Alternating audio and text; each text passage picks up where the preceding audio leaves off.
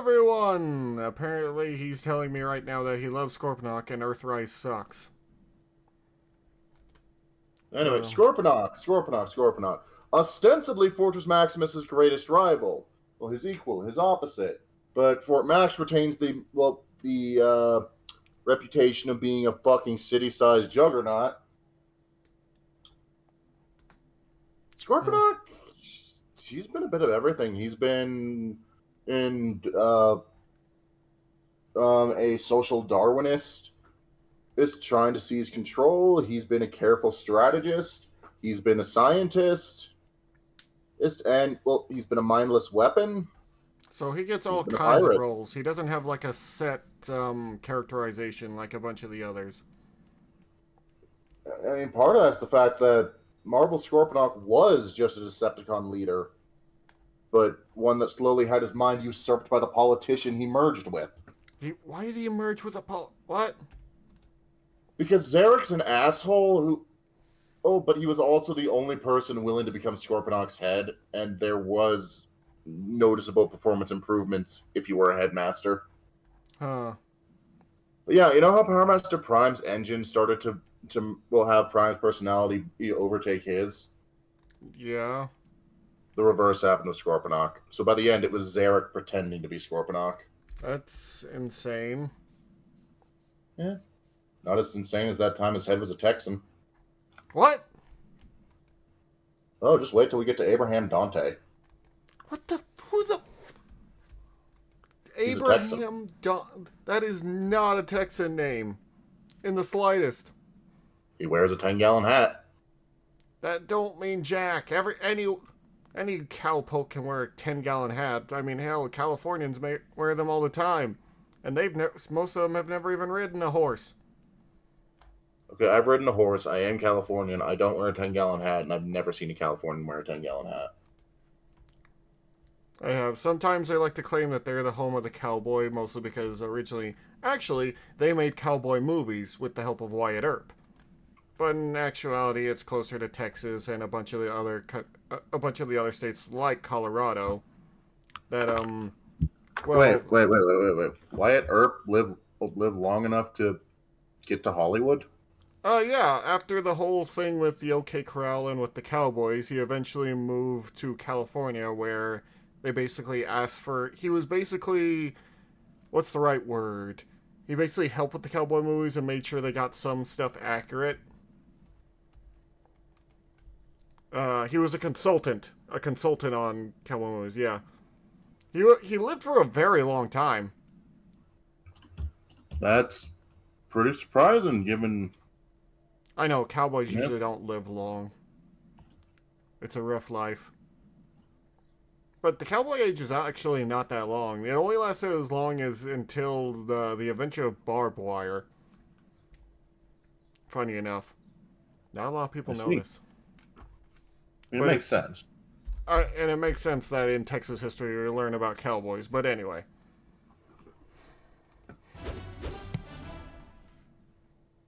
There's a sting in the tail in this week's episode as we take a look at the basics. Does he actually have a stinger? Big bot with a big history.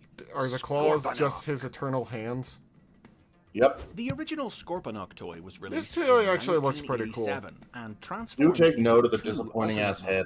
A scorpion and a defense. Look how tiny his actual head is. As an exceptionally cruel bot. Oh, that doesn't look like it fits. Yeah, no. That's why that's because he's a normal-ass headmaster. Fort Max has a head that's to scale because he has another Transformer who turns into his head. Okay. Well then. Bot who delighted in the corruption and exploitation Scorponok of others. only has the base form Scorponok headmaster. was leader of the Decepticon Headmasters. Okay, that makes sense. Whose heads disconnected and transformed into partner minifigures that piloted so their that's why most modes. depictions just give him the helmet and a single Lord visor. Zarak, the leader of a faction of Rather evil than that aliens from the planet Nebulos. And he also came packaged with Fast Track, a Decepticon Fast assault Track has never done designed anything to ever. interact with his base mode.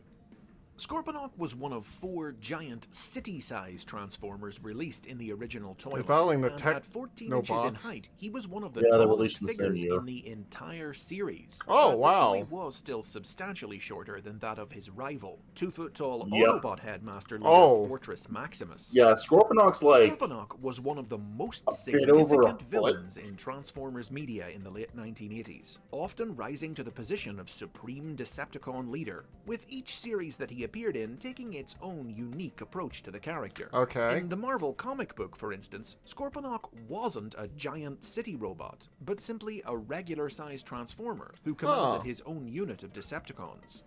He and his troops relocated from Maximus was too. Cybertron to Nebulos in That said, after the initial miniseries, they doubled his size in universe, rebuilt him. Oh. See, the theory I was going to pose is that the reason he's smaller, they made him a normal-sized body, is because he's much smaller than his counterpart. But then you basically said Fortress Maximus is also a smaller.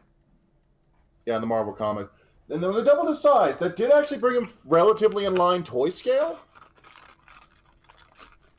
But, yeah, still not nearly the Titan he's remembered as.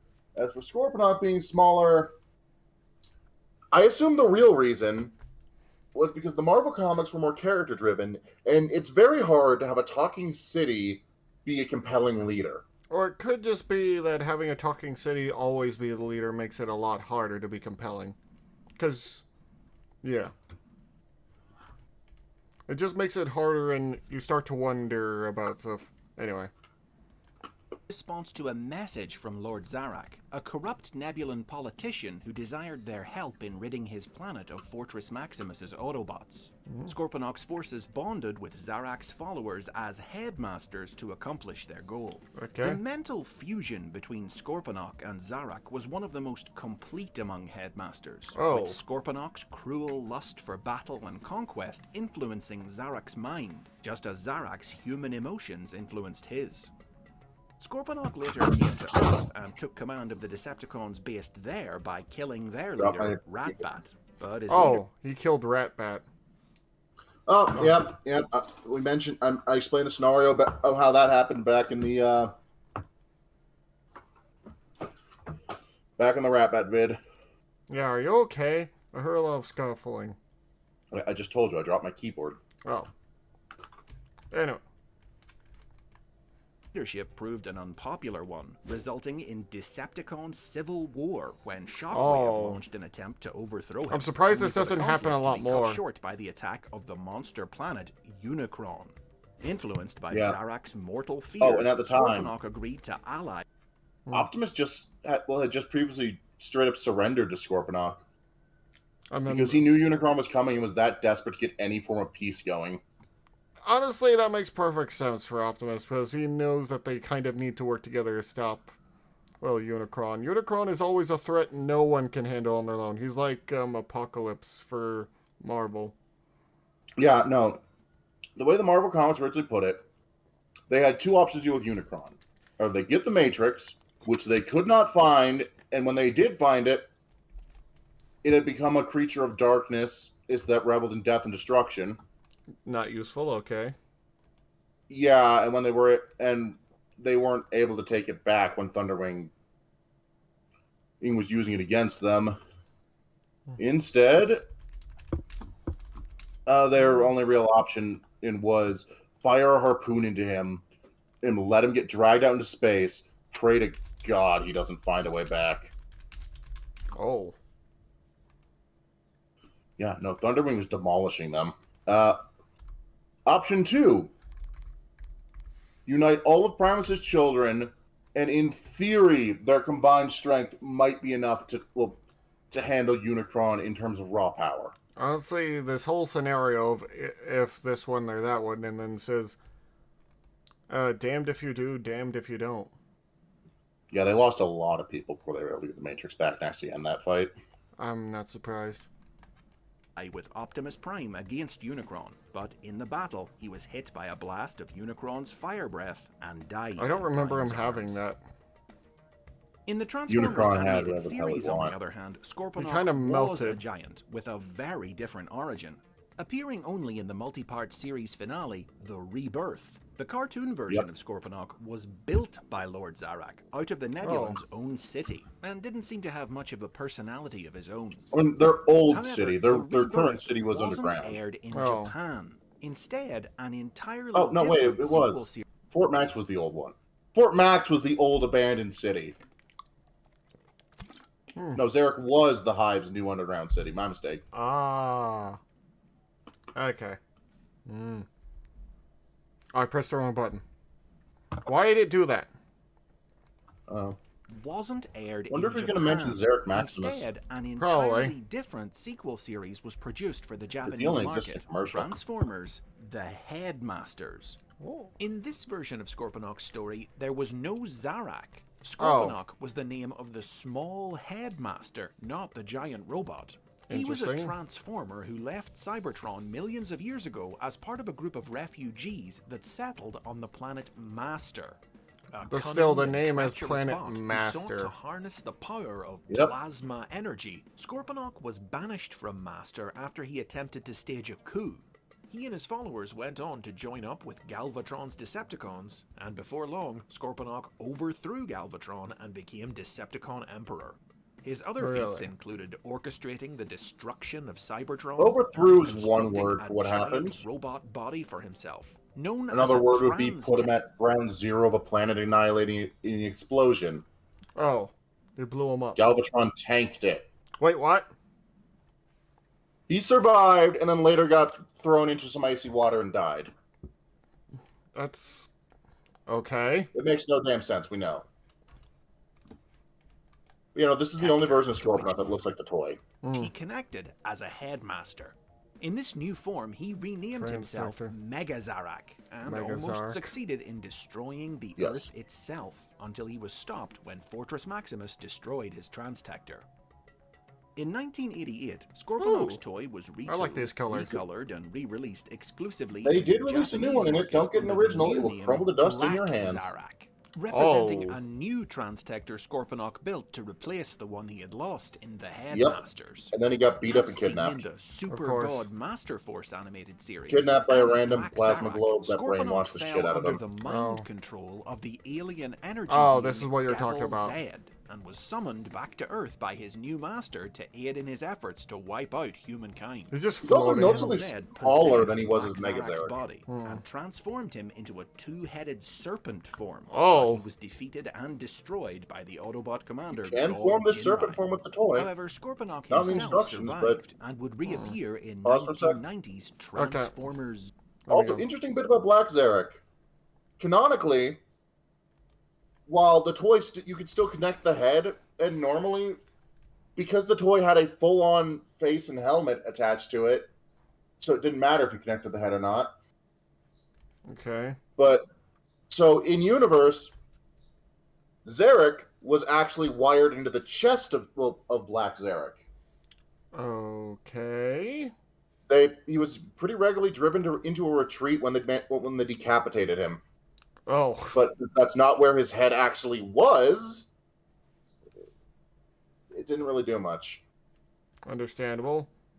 The head in my actual brain is in my chest thing is something we've come across twice now. Yeah. Jinrai.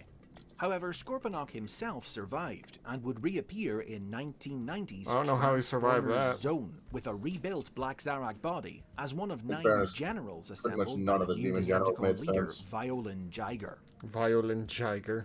Over the last 30 years, multiple new Transformers series have reused Fun the name toy, Scorponok inconsistent for evil character. bots with scorpion modes, but picked up the few of reissue a these few years characters back. have had any real similarity to the original. The first of these new bots was released in 1996's Beast Wars toy line, an evil Predacon with a firing Cyber Bee drone. This Scorponok appeared regularly in the first season of the Beast Wars cartoon, never heard about in him which before. he served as Megatron's loyal That's because he second didn't last in beyond season command. 1. But he was Oh. honestly just a bit of a brainless goon, and never really He a was significant also character. And he a was also- scientist?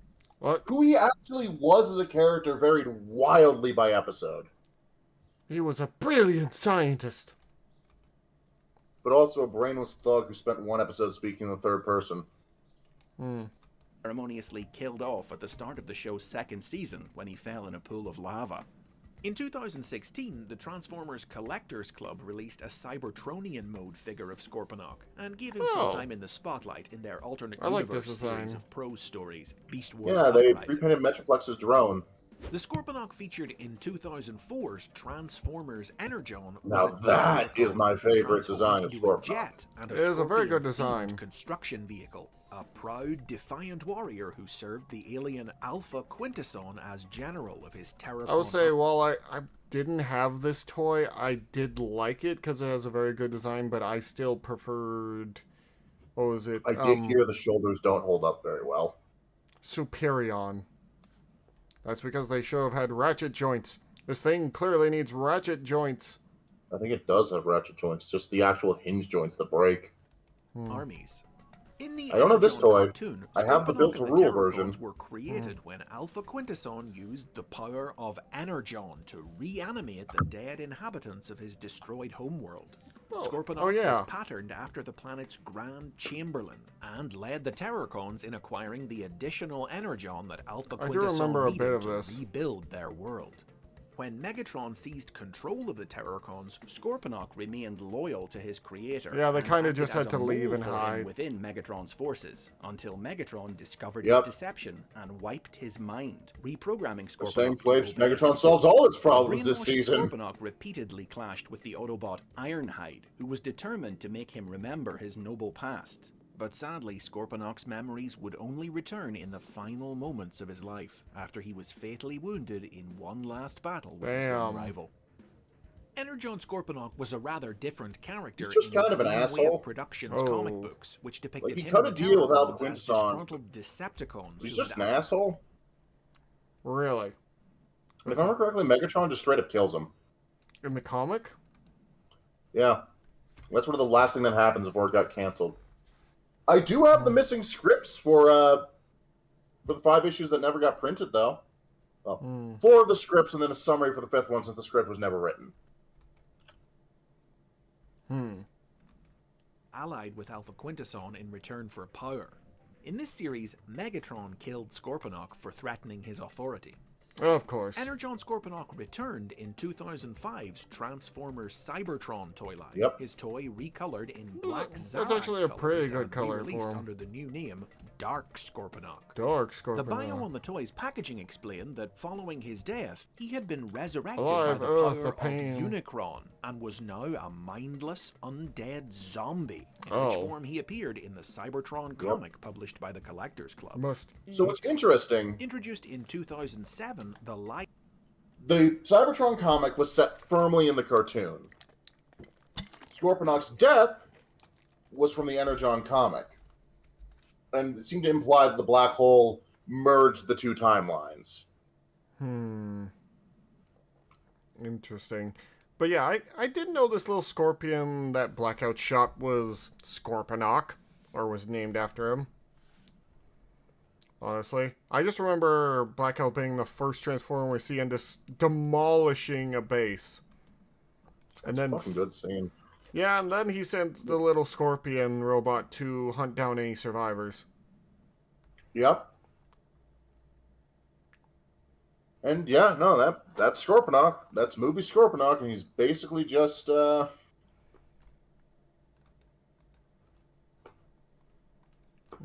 live-action movie version of Scorponok was an animalistic transformer, the symbiotic partner of Decepticon helicopter. Yeah, it was I will say the first movie was actually pretty good. Like, there's some weird spots and some dumb humor, but this part was really good and shows how horrifying a giant robot chasing after you, no matter if it's animalistic or not, is horrifying. Like, even the local militia comes in to help fight this thing because they are horrified. And even then, they barely get through it. And then by the third movie, they're acting like, well, like hanging out with assault rifles is going to help. Well, it's going to win them the day. Yeah, they needed Hellfire missiles, honestly. Basically, they needed Sabbath rounds. They needed heat rounds, basically, to get through the metal. Not just heat rounds that kept burning after impact. Yeah. dispatched to hunt down and kill human soldiers who had survived Blackout's attack on a US Army base, but was fended off by a military airstrike. In the film itself, Scorponok didn't have a robot mode, transforming out of parts of Blackout's helicopter engine. Funny enough, I did have the Blackout toy, and it came with a little Scorponok in the tail. It was actually. I don't think that was the original Blackout toy, but I know Studio Series has one. I know there was a fucking. The reason why I know Dark the Moon era one that had one. I know it was the original because I remember my parents getting me it during when the original movie got, because it was after we went to go see the movie. I may be misremembering. Also, I hope you took good care of it. I hear the gearing in the chest could have been a nightmare to deal with. Let me put it this way. I didn't take great care of my toys when I was super little. That's you. Like, don't get me wrong, I liked my toys, but I was a very strong lad. But a robot form was designed for his release in the movie toy line. He briefly returned for the 2009 sequel Revenge of the Fallen, Wait, I thought which it he was destroyed by Jetfire.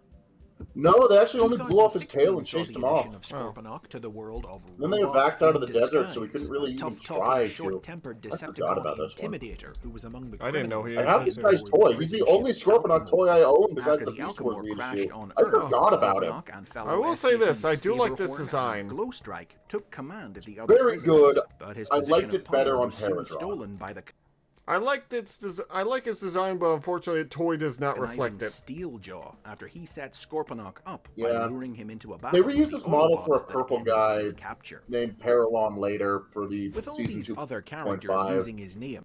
And I think he looks better in Paralon's purple. The original Scorponok hasn't seen a lot of action in the 21st century. Understandable. His only sizable appearances have been I do in like comics, his helmet, or like his head. Stories set in the Marvel and cartoon universes, and most notably, the world of IDW Publishing's comic books. As in the Marvel IDW comic, can get dark. IDW's Scorponok was a normal-sized transformer. Yeah, this is the one where Scorponok really just goes all over the place. Usurped Megatron as Decepticon leader early in the war. He later became a social Darwinist criminal working with alien races to co-develop advanced technology. Wait, did they actually draw his head with a Injured toy? by Ultra Magnus, Scorponok fled to Earth, where he went into partnership Oh, with also human this time business. on, he shot Zarek by mistake. How do you shoot him by mistake? When he jumps in front of Ultra Magnus, is begging you to take the fight outside lest you destroy all that you've worked on. Oh. Businessman Abraham Dante and built Abraham a secret Dante. organization named the Machin. What the hell is this? Bolo ties aren't really a Texan thing. This man is preparing to sell me fried chicken. That's KFC. Anyway. Name the machination to fund his functioning headmaster to... Oh, we're laying into headmasters. To fund his efforts to develop so he's using technology. him for it. Once perfected, Scorponok and Dante used the process to become headmaster partners, but their plans to use the tech for world conquest because his actual head had a fucking bullet wound in it. Scorponok later joined up with the ancient transformer Adaptus. What the hell am I looking at? In a bizarre scheme to create organic Decepticons to replenish the faction's depleted ranks. What? This plot was foiled by the misfit Decepticons. Okay, do you want me to explain it? I guess so. He created, well, through genetic engineering, he created an organic body capable of housing a spark. Okay. He would transfer as many Decepticon sparks as he could into these, have them fuck, and then transfer all the new sparks into Cybertronian bodies. This is still extremely weird. It's extraordinarily weird. The scavenger's response was a combination of, what the fuck is wrong with you? And we're glad the war's over. We don't want to restart it. I feel like these are something people should say to Shockwave as well for his mad scientist BS. Honestly, I still feel that Shockwave nearly annihilating time as we know it still isn't nearly as weird as the Firstborn. It's definitely not nearly as weird, but I do like the... Honestly, I feel like our group of Decepticons for... Yes, we have played the TTRPG for like one session, and yes, we are a group of Decepticons. I feel like the Scavengers kind of fit us a little bit. As at least in terms of a name. I don't think we have as many morals as the Scavengers. Well, we would not take care of a brain-dead Grimlock who's pissing on the floor. Oh, they were doing that? They were. I mean, my character might. You have no way which he's going to turn. Your character definitely not. No, and I will not participate in Nerf gun wars. They did that? They did that. They somehow got Grimlock to play along, too. And given that by the time we saw the end of the match wrapping up, he was on the ground with like 50 darts in his chest. Oh. The scavengers seem nice. Honestly, I feel like they're just Decepticons that abandoned the war. Basically, I mean, Fulcrum's a raging racist, but aside from that... Like, no, he fucking hates the organic species with a vengeance, and he still feels that, well, the Decepticon cause of killing them all was a noble effort. Oh my god. Anyway, what else was I gonna say? I was gonna say something. But yeah, we need to think of a name for our group. We'll eventually have to get one. But yeah, my character might help. I don't know about Angel's character. He might. I know Whiplash wouldn't. She's honestly closer to Tarn in terms of personality. She would absolutely execute Grimlock on the spot for the glory of Megatron. Angel's character, feedback, a bit of column A, a bit of column B, because, like, he'd probably take him under his wing in as some sort of weird way to spite Optimus Prime. Freak Show would feel a kindred soul. Honestly, it is not far off from what you've indicated Freak Show's backstory is. The only difference is you're not pissing on the floor. The difference is sometimes Freak Show's old personality resurfaces, and then you just kind of feel bad for him at that point. So yeah, basically like Grimlock right there. And Adaptus then killed Scorponok for his disloyalty. For disloyalty? More like creepiness. The toys of the original Scorponok have also been limited. The most notable was an exclusive release at the official convention BotCon in 2014. I can tell. A recolor of the Energon figure. It's Energon Scorponok. To incorporate a new headmaster. With a new headmaster, yeah. Lord Zarak's son, Olin, who had inherited his departed father's bond with Scorponok. A cartoon-accurate head. Besides this, it's just been as for how they got a headmaster mold in fucking 2014, since the originals are pretty much out of the range, there had just been an encore run of Fortress Maximus. So actually, Olin Zarek's headmaster toy is a retool of Spike rather than the original Zarek. On transforming figures and side merchandise, plus a Titan Master, just ahead. He always has the crab hands. In the Titans Return toy line in 2016. Well, at least you can have the Titan's head. Huge brand new Titan. Yeah, but there wasn't a Titan Master for it until Earthrise. 2020 as part it was of just War for Cyber. A limited release they had at the time. Oh, at least you could maybe find the Earthrise one. Yeah, they actually, I think they're still running pre-orders for the reissues they're doing in June. If you guys didn't realize, this man really loves Scorponok. I'm not exactly sure why, but he does. One of them's my birthday present. Cybertron Earthrise toy line. Finally standing the same height as Fortress Maximus, this Scorponok is a double head. You have no idea how hyped I was when this Master thing based came on out. Lord Zarak forms the head of a robot based on Scorponok's appearance in the Headmasters cartoon. It doesn't which in include turn Fast Track, forms by the way. head of Scorponok himself, with even a new version of Fast Track Fast also Track available to buy separately. Whether It was the so release of upset. this figure will mean that Scorponok will once But a again fun rise gimmick to it had prominence in is new media will have to. It's designed so Fast Track is a I don't remember the term. It's not combat bot, where he can transform normally, but he can also break down into a series of weapons and armaments. It's that you can plug into other into other War for Cybertron figures that had a lot of 5mm ports for specifically this. But he was also designed that he could form a spear for Scorponok, since Black Zarek, which they made the Earthrise Scorponok toy into, one of the big additions back in the Masterforce era was they gave him a big red spear called the Tyrant Spear.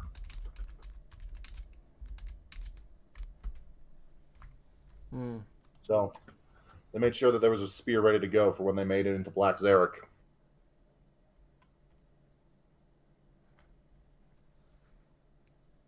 Also, there's an Angry Bird Scorponok.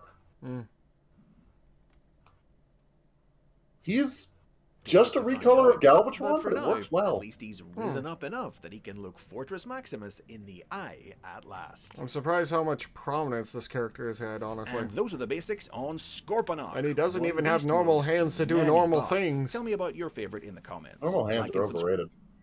Oh my god. Anyway, what do you all think of Scorponok? Do you love him? Do you hate him? Do you think some of the stuff he did is weird? I think the upcoming Cyberworld toy is going to suck. I've seen it. It does look like it's going to suck. Because it's like a one-cent mind you, changer. it looks like it's only like $30 at most. So, non-zero chance I might still pick it up just because it's so cheap for something that size. Anyway, thank you all so much, and we'll see you again later. Oh, also, for those that don't know, my friend Fable has been watching some of these by himself, so if you want to see more reactions to Transformers, go check out his channel. His link should be down in the description. It should, and if you want my note, over in my community notes, there should be a link to his YouTube channel. Anyway, thank you all so much, and I'll see you all there. Bye-bye.